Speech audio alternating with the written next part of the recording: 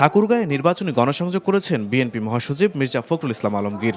এ সময় তিনি বলেন, দাঁড়িপাল্লা নিয়ে যারা ভোট চাচ্ছে তারা বাংলাদেশের স্বাধীনতার বিপক্ষে ছিল। আমরা ধানের শীষে লোকেরা আপনাদের পাশে উঠতেও ছিলাম, এখনো থাকবো ইনশাআল্লাহ। মন্দির, মসজিদ, মাদ্রাসা, স্কুল এইগুলোতে আমরা উন্নত করবো ইনশাআল্লাহ।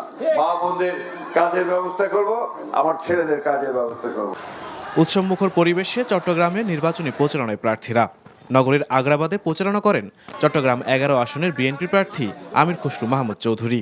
এ সময় ধানের শীষের পক্ষে ভোট দেওয়ার আহ্বান জানান তিনি। একই সময়ে চট্টগ্রাম 9 আসনের জামাতের প্রার্থী ডক্টর AKM ফজলুল হক গণসংযোগ করেন চকবাজার এলাকায়। দেশ বাঁচাতে গণভোটে হ্যাঁ এবং দাঁড়িপাল্লায় ভোট চান জামাতের এই প্রার্থী।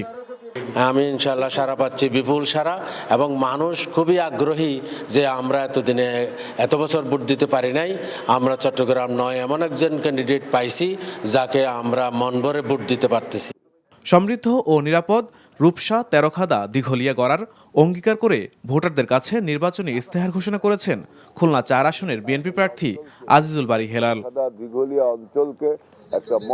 রাঙামাটিতে বিএনপি প্রার্থী অ্যাডভোকেট দীপেন দেওয়ান গণসংযোগ করেছেন।